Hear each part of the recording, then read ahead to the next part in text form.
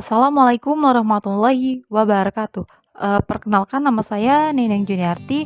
Saya merupakan mahasiswa dari Sekolah Tinggi Ekonomi Islam Al-Furqon Kota Prabu Muli dengan program studi Ekonomi Syariah. Video yang saya buat ini adalah untuk memenuhi tugas ujian akhir semester mata kuliah Ekonomi Internasional dengan judul Perdagangan Internasional dan Pertumbuhan Ekonomi. Baik, saya akan menjelaskan tentang perdagangan internasional. Apa sih perdagangan internasional? Perdagangan internasional adalah pertukaran barang dan jasa antara negara-negara melalui ekspor dan impor untuk memenuhi kebutuhan yang tidak diproduksi secara efisien di dalam negeri. Di mana tujuan dari perdagangan internasional ini adalah untuk meningkatkan efisiensi alokasi sumber daya dan memperluas pilihan konsumen dengan produk yang lebih kompetitif secara harga. Selanjutnya, teori perdagangan internasional. Teori yang pertama itu adalah teori keunggulan absolut Adam Smith, di mana negara akan mengkhususkan diri dalam memproduksi barang yang dapat mereka hasilkan dengan biaya lebih rendah daripada negara lain.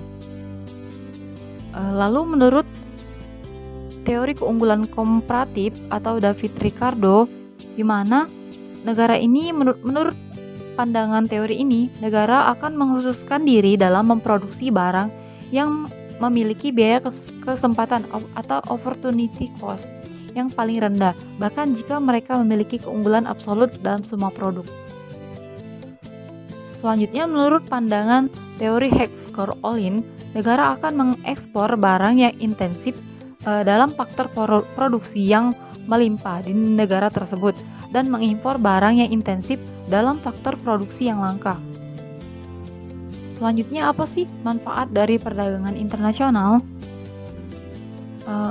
Manfaatnya yang pertama itu adalah untuk akses ke produk yang tidak tersedia secara lokal, di mana negara melalui perdagangan internasional, negara itu bisa memperoleh barang dan jasa yang tidak dapat diproduksi di dalam negeri karena keterbatasan sumber daya alam atau teknologi. Selanjutnya, manfaatnya adalah untuk skala ekonomi. Dengan pasar yang lebih besar, perusahaan tuh dapat meningkatkan produksinya dan menurunkan biaya per unit dan meningkatkan efisiensinya.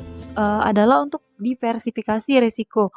Melalui perdagangan internasional memungkinkan negara untuk mendiversifikasi sumber daya ekonominya dan mengurangi ketergantungan pada satu pasar atau produk.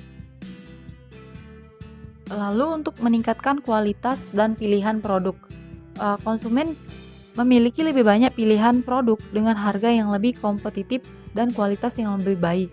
Lalu manfaat perdagangan internasional adalah untuk memacu pertumbuhan ekonomi dalam meningkatkan pendapatan nasional dan dapat membuka lapangan pekerjaan. Selanjutnya, ada faktor pendorong perdagangan internasional. Yang pertama itu keunggulan komparatif.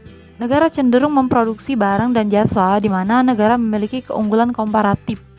Ini memungkinkan untuk mengkhususkan diri pada produksi dengan biaya yang lebih rendah. Selanjutnya, ada spesialisasi di mana fokus pada produksi barang dan jasa yang paling efisien dan meningkatkan produktivitas dan daya saing. Selanjutnya adalah untuk faktor pendorongnya itu adalah perkembangan teknologi, karena dengan kemajuan teknologi dan memfasilitasi komunikasi, transportasi, distribusi barang secara lebih efisien di pasar global. Selanjutnya, terdapat hambatan dalam perdagangan internasional. Yang pertama itu karena tarif dan bea cukai. Pajak yang dikenakan pada barang impor yang dapat meningkatkan harga barang tersebut di pasar domestik. Selanjutnya, hambatan yang mempengaruhi perdagangan internasional itu adalah kuota. Batasan jumlah barang tertentu yang dapat diimpor yang dapat mengurangi jumlah produk di pasar. Selanjutnya, hambatannya disebabkan karena subsidi. Adalah bantuan finansial dari pemerintah karena produsen domestik untuk meningkatkan daya saing mereka terhadap impor. Selanjutnya ada regulasi dan standar teknis. Ini adalah aturan yang harus dipenuhi oleh produk impor untuk masuk ke pasar suatu negara. Ini ada kebijakan proteksionis, di mana tindakan yang diambil oleh pemerintah untuk melindungi industri dalam negeri dari persaingan asing. Perdagangan internasional ini memiliki dampak positif terhadap suatu negara, di mana dari sisi ekonomi, perdagangan dapat meningkatkan produk domestik bruto suatu negara dan dapat menciptakan lapangan kerja, mempromosikan pertumbuhan ekonomi dan jangka panjang. Dari sisi sosial, perdagangan dapat mempengaruhi distribusi pendapatan di dalam negara, terkadang memperlebar kesenjangan antara yang kaya dan yang miskin. Dampaknya yang ketiga adalah dari sisi politik. Perdagangan dapat mempengaruhi hubungan antara negara dan menciptakan aliansi dan ketegangan. Selanjutnya dampaknya itu dari lingkungan.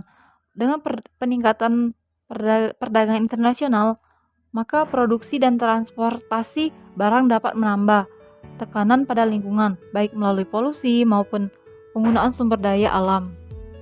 Selanjutnya ada peran lembaga internasional. Yang pertama itu adalah Organisasi Perdagangan Dunia atau WTO, di mana mengatur dan memfasilitasi perdagangan internasional dengan menetapkan aturan dan menyelesaikan sengketa. Lalu yang kedua itu ada Dana Moneter Internasional atau IMF, dengan memberikan bantuan uang dan saran ekonomi kepada negara-negara yang mengalami kesulitan keuangan. Selanjutnya ada Bank Dunia.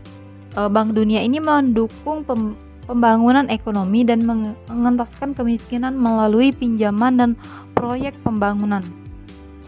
Selanjutnya ada pertumbuhan ekonomi. Pertumbuhan ekonomi ini didefinisikan sebagai peningkatan yang berkelanjutan dalam kapasitas suatu negara untuk menghasilkan barang dan jasa yang lebih baik dari waktu ke waktu. Selanjutnya ada faktor yang mempengaruhi pertumbuhan ekonomi. Yang pertama itu disebabkan karena investasi dalam infrastruktur, teknologi dan kapasitas produksi dapat menggerakkan pertumbuhan ekonomi dengan meningkatkan efisiensi dan produktivitas. Lalu yang kedua adalah konsumsi pribadi, di mana konsumsi rumah tangga terhadap barang dan jasa juga berkontribusi pada pertumbuhan ekonomi karena meningkatkan permintaan agregat. Selanjutnya ada pengeluaran pemerintah. Pengeluaran pemerintah untuk layanan publik, proyek infrastruktur, dan program kesejahteraan sosial dapat mendukung pertumbuhan ekonomi dengan menciptakan lapangan kerja dan meningkatkan konsumsi. Selanjutnya ada ekspor bersih. Ini adalah selisih antara nilai ekspor dan impor suatu negara yang mengindikasi seberapa besar negara tersebut dapat memanfaatkan pasar global untuk meningkatkan pendapatan domestik. Selanjutnya ada indikator kinerja ekonomi. Yang pertama itu ada produk domestik bruto atau PDB. Adalah ukuran nilai total semua barang dan jasa yang dihasilkan dalam suatu negara dalam 1 tahun. Lalu yang kedua adalah tingkat pengangguran. Tingkat pengangguran ini adalah persentase tenaga kerja yang tidak memiliki pekerjaan aktif dalam populasi tenaga kerja suatu negara. Selanjutnya ada inflasi. Inflasi adalah peningkatan umum dalam harga barang dan jasa yang dapat mempengaruhi daya beli konsumen dan stabilitas ekonomi. Selanjutnya ada ketimpangan pendapatan. Perbedaan distribusi pendapatan antara kelompok-kelompok dalam masyarakat yang dapat mempengaruhi stabilitas sosial dan ekonomi. Tujuan dari pembangunan melalui pertumbuhan ekonomi adalah untuk menciptakan lapangan kerja. Dengan terciptanya lapangan kerja, pertumbuhan ekonomi yang berkelanjutan dapat menciptakan lapangan kerja baru dan mengurangi tingkat pengangguran yang pada gilirannya meningkatkan kesejahteraan sosial. Lalu tujuannya adalah untuk meningkatkan pendapatan. Dengan meningkatkan produksi barang dan jasa, pertumbuhan ekonomi dapat meningkatkan pendapatan per kapita masyarakat dan memungkinkan akses yang lebih baik terhadap kebutuhan dasar dan meningkatkan standar hidup. Selanjutnya adalah untuk pengurangan kemiskinan. Dengan pertumbuhan ekonomi yang inklusif dapat membantu mengurangi tingkat kemiskinan dan menciptakan peluang ekonomi bagi masyarakat yang kurang mampu. Selanjutnya ada tantangan dalam mencapai pertumbuhan ekonomi yang berkelanjutan, di mana tantangannya itu yang pertama adalah disebabkan karena ketergantungan pada sumber daya. Negara-negara yang bergantung pada satu sektor ekonomi tentu rentan terhadap fluktuasi harga komoditas dan berkelanjutan jangka panjang. Lalu yang kedua itu adalah adanya ketimpangan regional. Pertumbuhan ekonomi tidak selalu merata di seluruh wilayah yang dapat menyebabkan ketimpangan antara daerah perkotaan dan pedesaan. Selanjutnya, karena dampak lingkungan. Peningkatan produksi dan konsumsi dapat berkontribusi pada degradasi lingkungan, di mana memerlukan kebijakan yang berkelanjutan untuk menjaga keseimbangan antara pertumbuhan ekonomi dan berkelanjutan ekonomi. Dampak positif dari perdagangan internasional adalah berperan dalam mendukung pertumbuhan ekonomi dengan meningkatkan permintaan akan barang dan jasa domestik.